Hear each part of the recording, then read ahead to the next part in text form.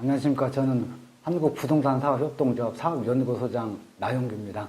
저희 부동산사업협동조합은 전국의 부동산 관련 사업자, 예를 들면 뭐 개발 관련, 분양 관련, 임대 관련, 이런 뭐 여러 부동산 관련 사업자가 모여서 만든 단체로서 저희들은 그 중소기업 협동조합법상 인가를 받은 조합입니다.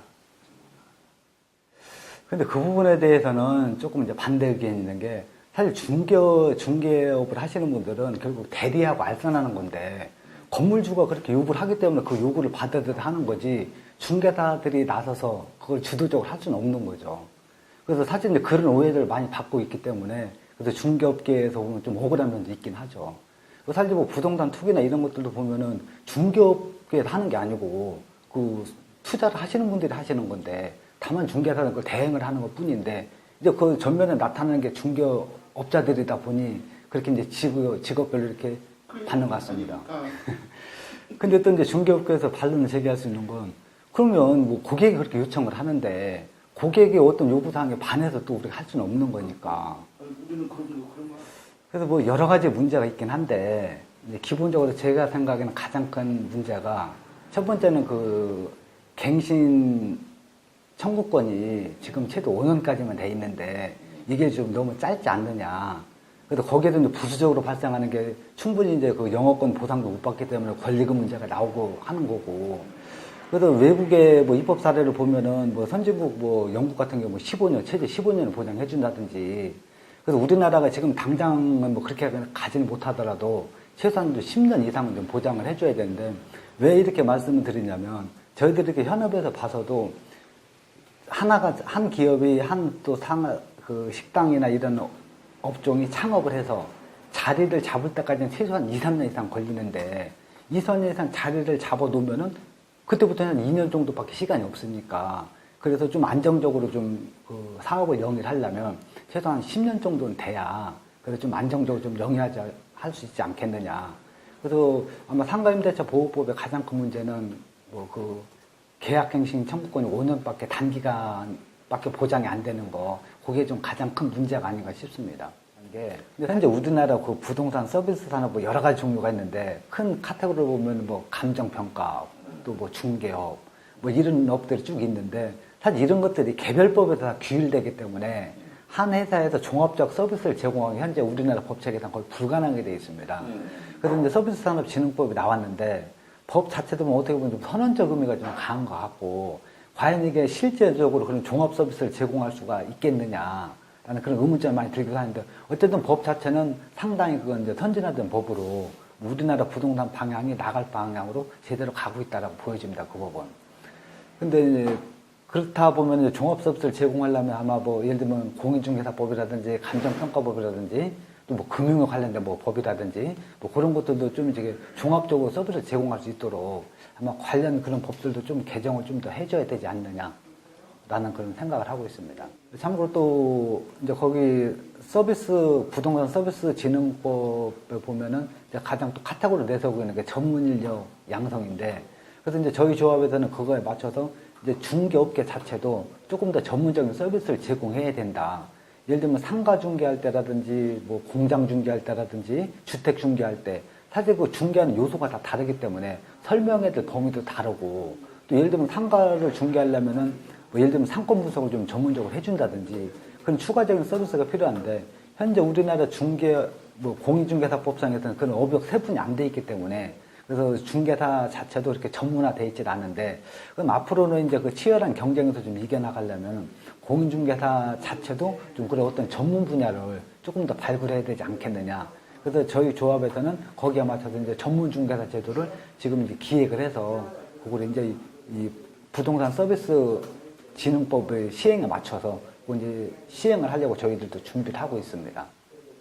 그래서 이렇게 되면 이제 그 중개업을 하시는 분들은 그 단순히 이제 물론 중개 수수료 뿐만 아니고 부대되는 수입, 예를 들면 뭐 상권 분석을 더 좀 전문적으로 해서 상권 분석에 대한 컨설팅 수수료라든지, 아니면 또 금융 서비스를 좀 추가로 더 제공해줘서 또 거기에 관련되는 뭐 추가적인 수수료라든지, 그래서 이제 중개업 하시는 분들도 중개 수수료 자체가 가장 기본이긴 하지만 그 이외에 좀 추가적인 좀 부대 서비스도 좀 같이 제공해서 좀 추가적인 수익을 창출할 수 있도록 앞으로는 좀 그런 시대로 좀 가야 되지 않느냐 그렇게 생각을 하고 있습니다. 그 주택법이 있고 주택법 이제 규칙에 보면은 주택 공급하는 규칙에 보면은 분양을 대행하는 경우는 이제 건설업자, 이제 건설 관련 기술자를 5명 이상 고용하고 있는 건설업자들이 이제 그 대행을 하도록 규칙에는 그렇게 규정이 되어 있습니다. 근데 실질적으로 보면은 사실 이제 현재 부동산 시장을 보면 IMF 시대 이후에 우리나라가 시행과 시공이 또 분리되는 추세로 나갔는데 그거 이제 부동산 개발 사업에 리스크를 분산시키려고 시행과 시공을 분리하는 추세가 나타나는데 그러면서 그 부동산 개발하고 시공, 즉 공사하는 거 건설회사 뿐만 아니고 또 뭐 아파트를 분양하는 이 분양도 또 별도 업역으로 이렇게 존재를 해왔습니다. 근데 이게 부동산 분양을 하는 것이 업이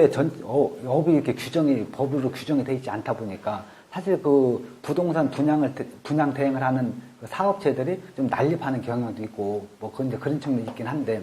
그러나 현재도 보면은 뭐 정확한 통계는 없습니다. 이게 법에 규정된 업이 아니기 때문에 어디도 통계를 가지고 있지 않은데 저희들 일반적으로 추산하기에는 대략 전국에 한 2, 3천 개 이상의 좀 부동산 분양 대행 업체가 있지 않느냐. 근데 그 2, 3천 개 되는 업종이 이제 기존에 이제 업을 진행을 하고 있는데 이걸 갑자기 이걸 무시를 하고 그냥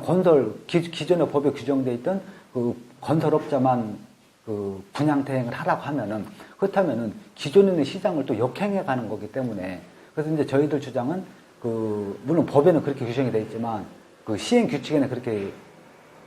돼 있지만 이제 저희들이 주장하는 것은 그럼 어차피 시장에서 그렇게 지금 활성화되고 있으니 그 부동산 분양에 관한 것도 따로 그 분양업에 관한 것도 따로 좀 규정을 해서 법을 좀 새로 신설해서 그 업을 좀 양성화 시키자라고 하는 게 이제 저희들이 주장하는 바입니다.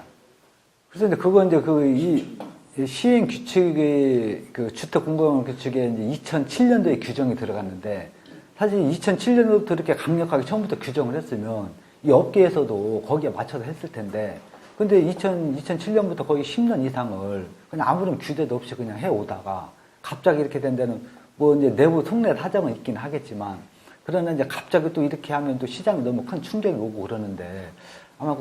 뭐 내부적으로는 이제 주택 공급에 관한 그 공급 교란이 너무 발생하지 않느냐. 근데 주택 공급 교란이 발생하는 게 꼭 뭐 분양 대행업자들 뿐이냐. 분양 대행업자들이 뭐 그걸 부추긴 측면이 일부 있긴 하겠지만 어쨌든 그 분양 대행업자들은 독립적으로 일을 하는 게 아니고 시행사라든지 시공사라든지 그런데 지휘 감독을 받아서 하는 거기 때문에 그래서 어떻게 보면 더 큰 책임은 시행 시공사에 있을 텐데 근데 그걸 이제 온전하게 그걸 그 분양 대행 업체로 그 책임을 떠넘기는 건 그건 좀 바람직하지 않은 걸로 보여집니다.